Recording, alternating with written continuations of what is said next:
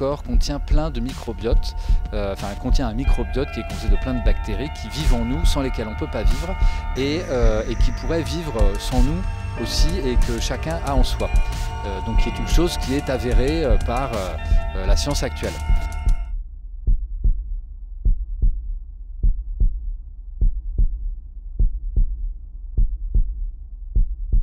Tangible Striptease en nanoséquence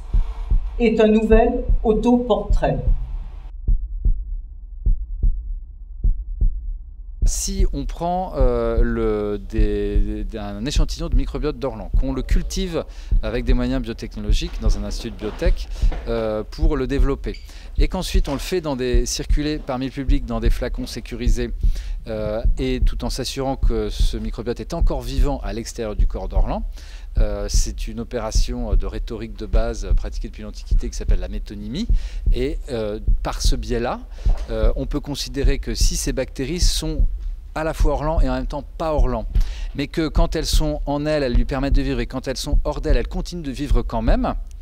d'une certaine manière, on peut considérer que du coup le corps d'Orlan est effectivement déplié dans toute la salle. Et c'était ça le but de cette performance.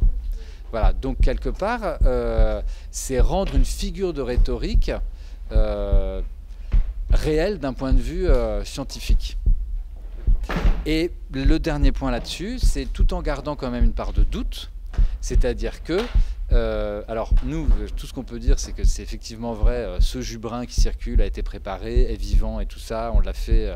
à Subbiotech, on a les images qu'on montre, etc. Les gens l'ont sous les doigts, c'est tangible. Mais bon, en fait, ça ne sont que des effets de preuve, parce que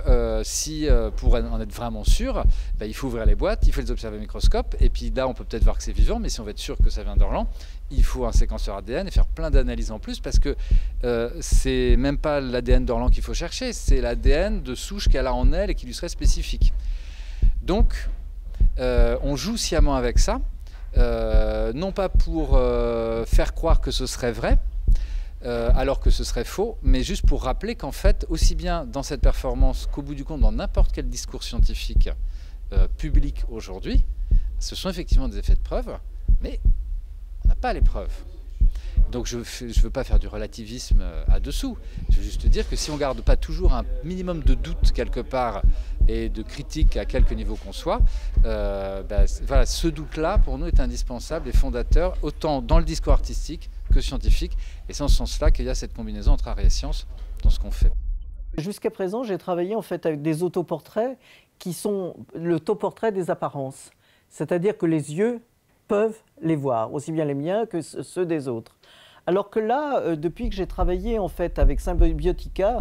en Australie pour cultiver mes cellules, où j'ai fait une biopsie et cultivé mes cellules, et fait une très grande installation avec ces cellules en culture dans un bioréacteur, je me suis de plus en plus intéressé à ce que nos yeux nous empêchent de voir. Maintenant et récemment, on sait que nous sommes les véhicules d'un microbiote, de bactéries en quantité, etc. Et donc, c'est cela qui, tout à coup, m'a vraiment passionné. Et j'ai eu envie de faire des self-portraits, comme Tangible Striptease en nanoséquence, mais qui est en fait le développement d'une exposition que j'avais faite au bain numérique qui s'appelait Striptease des cellules jusqu'à l'os. Et j'ai eu vraiment envie d'aller, non pas à la surface des choses, mais à l'intérieur des choses, en prenant le corps vraiment comme un matériau parmi les matériaux, en pensant je suis un corps, je suis entièrement un corps, je ne suis qu'un corps. Et ce qui m'a beaucoup intéressé aussi, c'est qu'en fait, j'ai fait un travail de collaboration avec les Sismo, où à partir de mes scans médicaux qui sont ici, en fait, j'ai fait tirer en 3D printing mon crâne. Donc, je suis une artiste qui a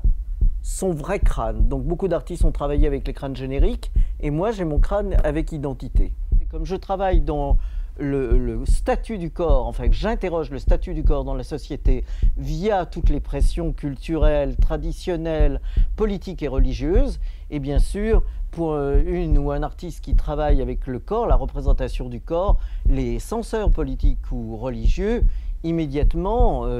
risque de censurer tout cela. Donc voilà, c'est cette limite-là aussi qui m'intéresse d'interroger et de dérégler.